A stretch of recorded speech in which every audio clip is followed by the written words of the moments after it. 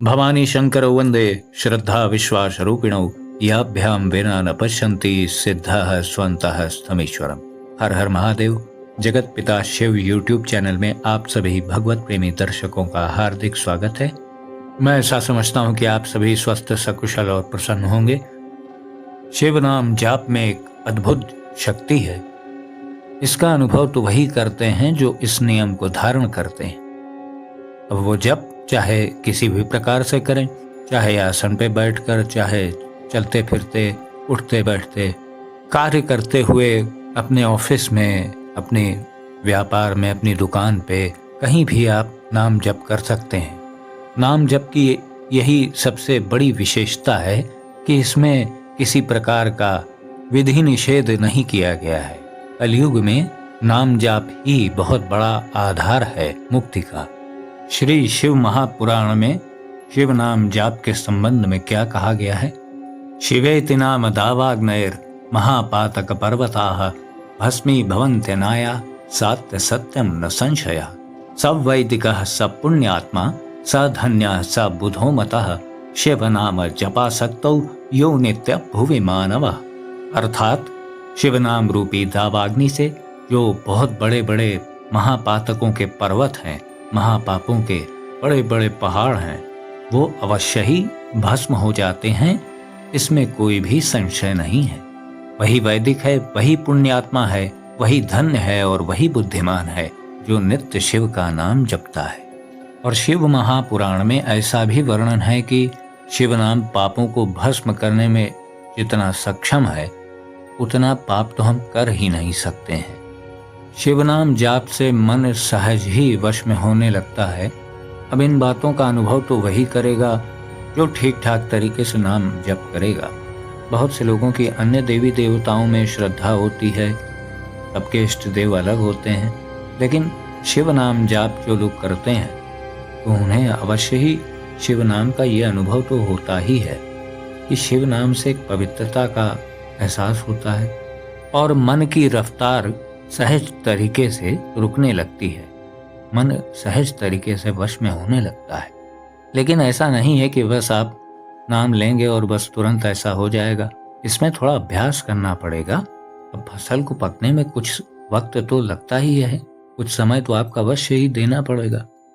नाम जाप ही क्यों कलिकाल में यानी कलियुग में सबसे महत्वपूर्ण साधन है, उसका सबसे बड़ा कारण तो यही है कि नाम जाप में किसी प्रकार के बाहरी सहयोग की आवश्यकता नहीं होती। नाम जाप तो हर गरीब अमीर सभी कर सकते हैं, कार्य करते हुए भी कर सकते हैं, सोते जागते, उठते बैठते, खाते पीते हर वक्त नाम जप कर सकते हैं। इसमें शुद्धता अशुद्धता का भी बहुत बंधन नहीं होता है, क्योंकि ये मन ही मन जपना है। बात असल में ये है कि ये अति सुलभ साधन है जो सबके लिए उपलब्ध है, बड़ा आसान है, किसी प्रकार का इसमें आर्थिक व्यय नहीं है, हर प्रकार की स्वतंत्रता है, कोई बंधन भी नहीं है। तो इसीलिए ही नाम जप को कलिकाल का सर्वश्रेष्ठ साधन कहा गया है। नाम जाप सर्वप्रथम हमारे जो पीछे के किए हुए पाप कर्म होते हैं उनका नाश करता है। प्रारंभ में नाम जप में इसीलिए साधक को बहुत रुचि नहीं होती है, उसको बार बार प्रेरित करके अपने आप को नाम जाप में लगाना होता है। वो 5 मिनट जाप करता है, फिर अचानक मन उसका पता नहीं कहाँ चला जाता है। फिर काफ़ी देर बाद उसको याद आता है, अरे मैं तो नाम जाप कर रहा था। तो फिर से वह नाम जाप करने लगता है। फिर थोड़ी देर करते करते करते फिर उसको भूल जाता है। फिर वो कुछ कहीं और उसका मन उसको और उड़ता हुआ मिलता है। फिर काफ़ी देर बाद उसे याद आता है कि अरे मैं तो नाम जाप कर रहा था। फिर जाप करने लगता है। तो प्रारंभ में ऐसी ही स्थिति रहती है। जब नाम धीरे धीरे आपकी स्मृति में समाने लगेगा, तब आपको समझ में आएगा कि नाम जाप क्या होता है। और नाम जाप से आपको विभिन्न प्रकार के अनुभव भी होने लगेंगे। हालांकि उसके लिए थोड़ा सा आवश्यक है कि आप आसन पर बैठ कर के भी नाम जप करें। शास्त्रों में ऐसा कहा भी गया है कि रूप जो है वो नाम के अधीन होता है। इसका एक सांसारिक उदाहरण भी आप ले सकते हैं कि आप सड़क पर चल रहे हों और आप किसी को आवाज़ दें नाम का ये प्रभाव है कि देखिए आप किसी को आवाज़ दे रहे हैं, किसी एक सज्जन को, तो अगर वहाँ पर उस नाम के कई हैं तो वो सब देखेंगे आपकी तरफ। नाम का ये प्रभाव है। इसी प्रकार रूप जो होता है ईश्वर का, वो नाम के अधीन होता है। आप यदि नाम जाप करते हैं, सही तरीके से करते हैं, विधिवत तरीके से, तो निश्चित रूप से आपको ईश्वर का दर्शन होता है। कलिकाल में प्रत्यक्ष दर्शन की उम्मीद नहीं रखनी चाहिए और एक अच्छे भक्त का ये लक्षण भी नहीं है। उसे कभी ये भाव ही नहीं रखना चाहिए कि मुझे प्रभु साक्षात आके दर्शन दें। एक अच्छे भक्त का लक्षण तो ये है कि वो सदा अपने आप को अयोग्य मानता है। वो सदा इतने मात्र से ही प्रसन्न रहता है कि उसे इतना प्रभु ने सामर्थ्य दे रखा है कि वह उनके नाम को जप सकता है और हर समय उनका स्मरण कर सकता है। अप्रत्यक्ष रूप से दर्शन अवश्य हो सकते हैं, स्वप्न के माध्यम से, ध्यान में, या आज्ञा चक्र पर, या किसी अन्य भी प्रकार से प्रभु अपने भक्त को संकेत या दर्शन दे सकते हैं। इसमें कोई निर्धारित नियम या कोई सीमा नहीं है। महादेव जी को कौन किसी बंधन में बांध सकता है? वो तो किसी भी रूप में प्रकट हो सकते हैं। हाँ, इतना सत्य है कि आप आसन पर बैठकर यदि प्रभु का नाम, भगवान शिव जी का जो भी नाम आपको प्रिय हो, उसका विधिवत आप जाप करें तो निश्चित ही आपको ध्यान के माध्यम से ही प्रभु के अवश्य दर्शन होंगे। हालांकि ये सब बहुत आगे की बातें हैं। प्रारंभ में तो नाम जाप में प्रीति लगाने में ही सारा ध्यान देना चाहिए। अधिक से अधिक नाम जाप की प्रवृत्ति बनानी चाहिए। दिन भर में ऐसी चीजों के संपर्क में आने का प्रयास करना चाहिए जिससे नाम जाप की वृद्धि हो। ऐसे विषयों से दूर रहना चाहिए जो नाम जाप की वृद्धि में बाधा बने। सबसे बड़ी बाधा तो कुसंग ही है ना। आपको सही संग ही नहीं मिला, वो सही कार्य के लिए कभी आपको प्रेरित ही नहीं करेंगे। और यदि संग अच्छा है तो अच्छे संग की प्रेरणा से आपको अच्छे कार्य करने का अवसर मिलता है, सद्वृत्तियों में प्रवृत्त होने का अवसर मिलता है। सबसे बड़ी बाधक चीज तो कुसंग ही है। तो बिल्कुल स्पष्ट है कि नाम जाप में यदि सफलता पानी है तो कुसंग का तो भली प्रकार त्याग करना पड़ेगा। और कुसंग का अर्थ बड़ा व्यापक है। कुसंग का खाली ये मतलब नहीं है कि यारों दोस्तों का कुसंग हो गया, वो तो एक अलग बात है। कुसंग वो हर चीज है जो आपको आपके पथ से भटका दे। ऐसी वस्तु, ऐसे व्यक्ति, ऐसी क्रिया, ऐसी बात, हर चीज ही जो आपको आपके इष्ट से दूर करे, वो सब कुसंग है। कुसंग ऐसा नहीं है कि आपको कहीं एक व्यक्ति विशेष के पास या यारों दोस्तों की मंडली में ही बस मिलेगा। वो कहीं भी किसी रूप में मिल सकता है जो आपको आपकी भक्ति के पथ से डिगाने का प्रयास करता है। दूसरी बाधा है नाम जप में अश्रद्धा। नाम जप में सबसे बड़ी बाधा ये भी होती है कि नाम जप में श्रद्धा ही नहीं उपज पाती, क्योंकि नाम बड़ा सरल होता है, बहुत ही सामान्य सा लगता है। इसमें कोई बाह्य क्रिया की आवश्यकता नहीं होती, कोई आडंबर नहीं होता है। तो लोग थोड़ा सशंकित रहते हैं कि पता नहीं इससे लाभ होगा कि नहीं होगा।